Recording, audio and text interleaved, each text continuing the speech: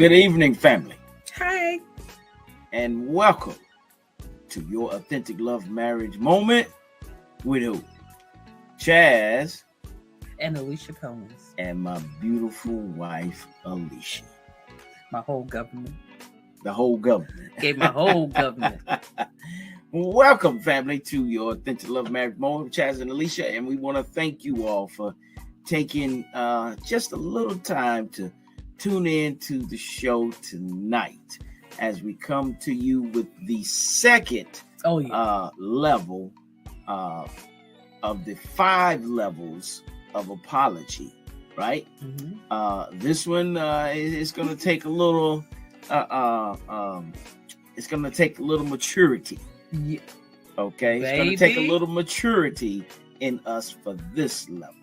And for both parties, it's going to take maturity. But before we get started, last month, the month of August, we forgot a very special wedding anniversary. And that was no other than my older sister, Deirdre Booker and Rodney Booker. Congratulations on 27 years of marriage. Yay! Congratulations. Yay! Congratulations, sis and bro. 27 years of marriage. Hey, we right behind you, right? Yeah. And for all these September birthdays and anniversaries, hey, this is your special month. So happy anniversary and happy birthday. And then those that are celebrating today on this auspicious date, 9/11/2023. Happy birthday, and happy anniversary. Yes, 9/11 was really a day that was marked and etched in our minds. You know, some of you that are millennials, I know you've probably seen some things that happened on 9/11, and we want to say to all of those from Authentic Love Marriage Moment who were affected by the 9/11 attacks. All of our heroes, yes, everybody. Hey, we're with you in spirit, and hey, that day will be etched in our minds forever. But we honor and salute you. And salute you, and we're stronger today. Because we're with you all in spirit. So, amen. All right. So, with that being said, hey, let's get to work. Babe, what are we talking about today? Chaz, the five apologies of the 5 apology languages. I'm telling you, we did this before, right? This time it's like it's a lesson. It's a lesson. It's a lesson for us, even though we have done this before, even though we have taught this, we have shared it with our clients, with our couples. It's a lesson for like that man. I'm going back to my guy from social media, but for me.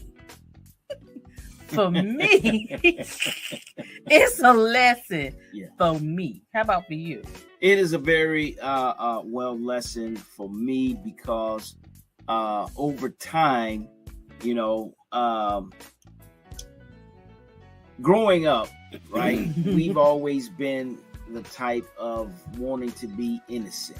We've always wanted to kind of play the victim role. Oh my gosh. Right?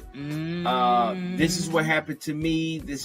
I didn't do it. We as kids, we were groomed to think that way, to act that way. That everything was a punishment. Everything was a punishment to us. And with us, we, in some cases, you were innocent.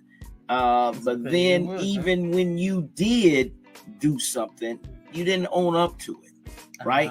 So tonight's topic that we're going to talk about within the 5 levels of apology, we're talking about accepting responsibility, right? This is when, you got to be mature. Yep. You have to admit you're wrong, right? We have to, say, okay, hey, in order to save, the relationship, I have to admit when I was wrong, right? When we admit when we are wrong, that is the beginning of, conversation and what can we do to make it better. It's an icebreaker, if you will, right? When you know that you did something wrong and you admit it, right? So we're going to start with the definition of one of the levels of apology, which is from, here again, Dr. Gary Chapman, who's the creator of the 5 levels of apology.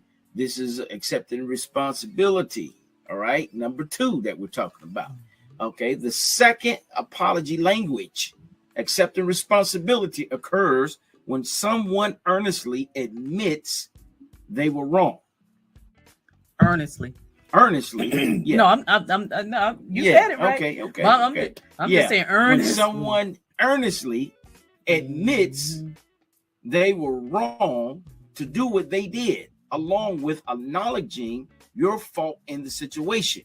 Note that it is easier to say you were right than I was wrong. Yeah. But the latter carries more weight. The person should be able to explain what they did wrong and why it was wrong. Right? That's heavy. Okay? Because, the thing is, it's like, all right, let's be honest with ourselves. Right? I mean, I'm talking about, with yourself. When you know that you contributed to the situation, just admit that you were wrong. Why is that so hard to do? Right? It's because, here again, we were groomed from childhood, right? The punishment would be so severe if you were to admit that you were wrong. And the thing that we avoid as children, we want to avoid the punishment from our parents. Okay? We want to avoid that at any cost. At any cost. It's better for us to say, okay, hey, you did what you did because I did what you did, to where the focus is not on you anymore, but it's on someone else. Okay? Wow. But instead of saying, all right, I was wrong. Let me not take this to my grave. Let me go ahead and release this so we can make things a little bit better. Right. What you got, babe? Right. So I want to concentrate on that word earnestly. Okay. All right. Because I for real, for me, what does earnestly mean to a lot of people? You understand what I'm saying? It's pretty much an old school term, an old school word.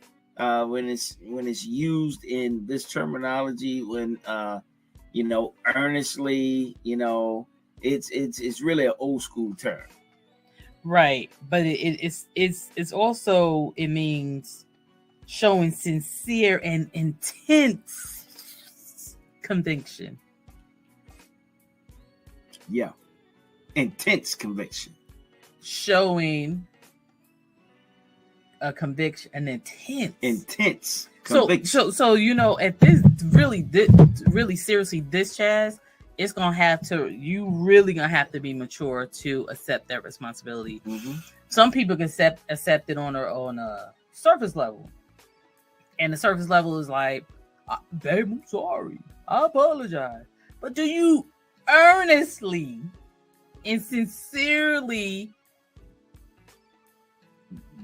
have that regret or acknowledging that fault?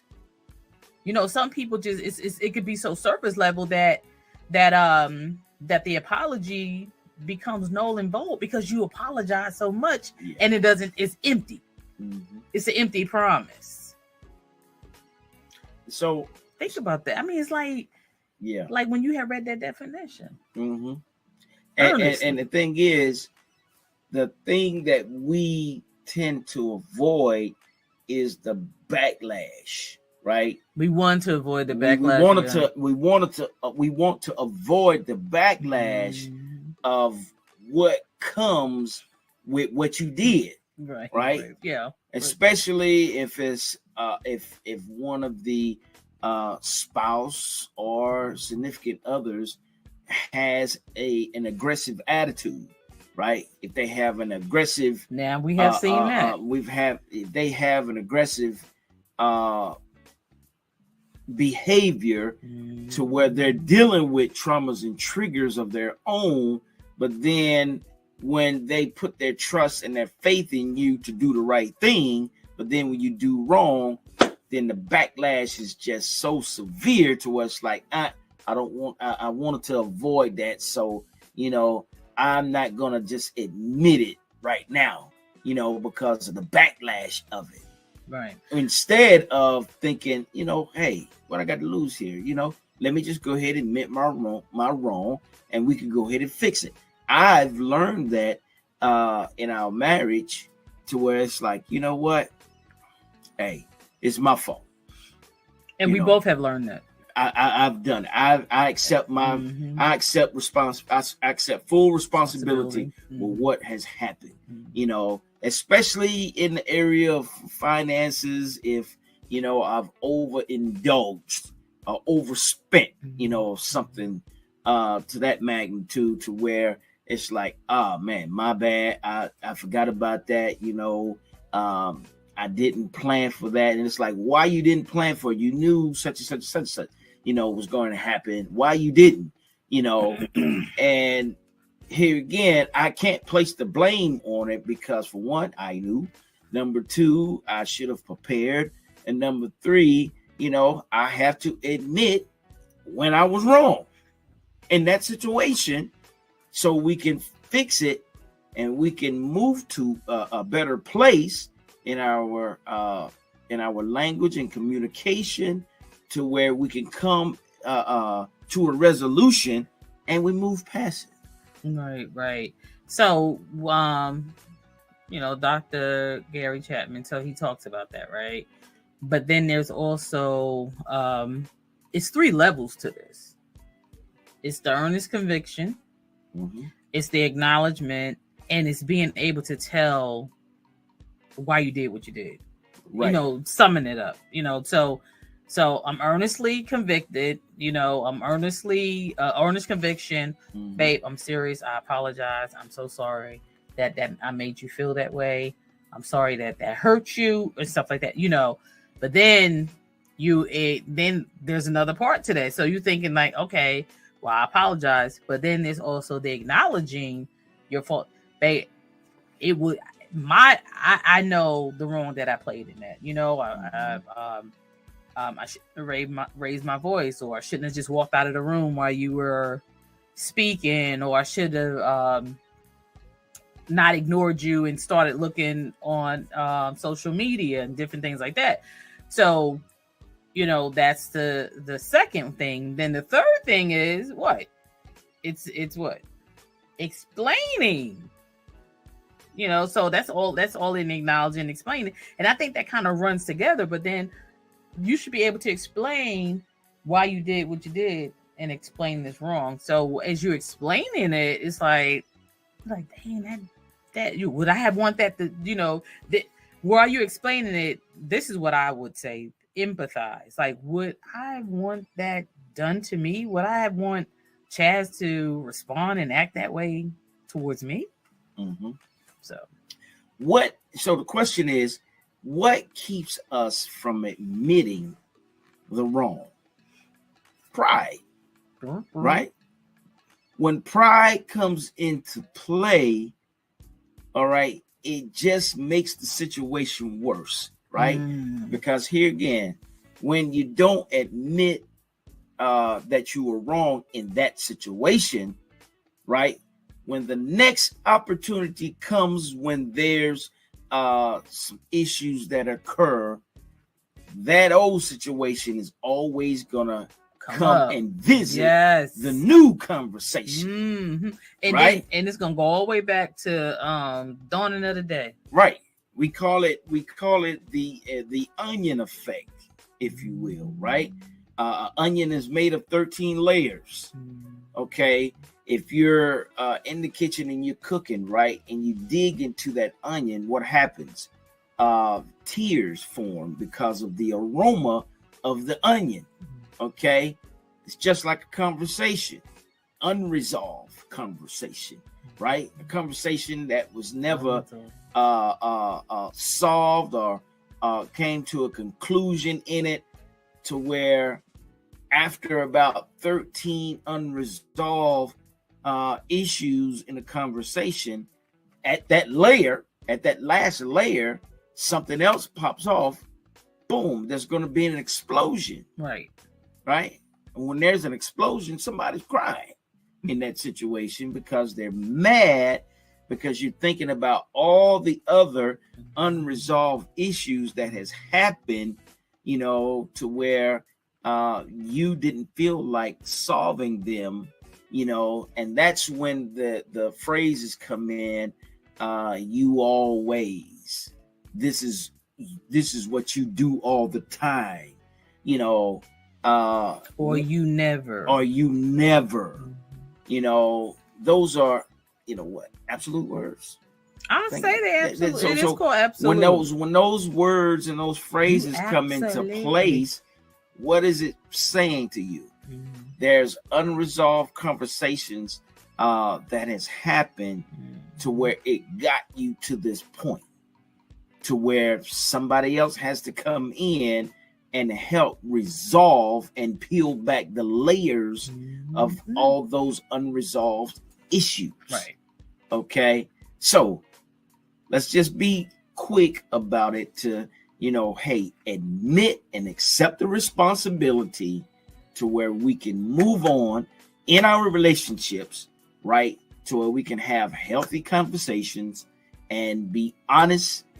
And be fearless of the things, and open to have honest dialogue of when you knew or when you know that you were wrong in a situation.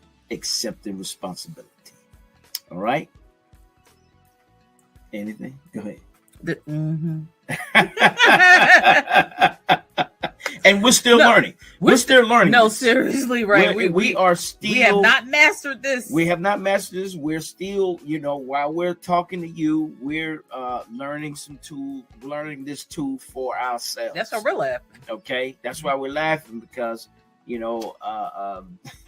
we've had some conversations about this topic. So we're not perfect in this. But hey, we just wanted to relay this to you. Here again, when we talk about things, we're talking about subjects that is for us as well, and we've lived through it, we've experienced it, and we experience with the couples that we coach and help get to a better relationship in their marriage. All right. So with that being said, hey, this is your Authentic Love Marriage Moment with Chaz and Alicia, and we're coming to you with the next level next week. Stay tuned on Thursdays. Okay, we're going between 8 and 9 o'clock, but hey, stay tuned. We're gonna let you know when this show is being aired through our Facebook, our Instagram, all of our social media platforms. Thank you for hitting like and subscribe, share with a friend, share with someone who needs this, and let them know when Authentic Love Marriage Moment is live. Okay, and with that, don't forget to authenticate your marriage. All right, everyone. Hey, you guys take care and have a blessed weekend, because this is Thursday. Have a blessed weekend, and we'll talk to you next week. Have a great one. Be blessed. Bye-bye. Bye.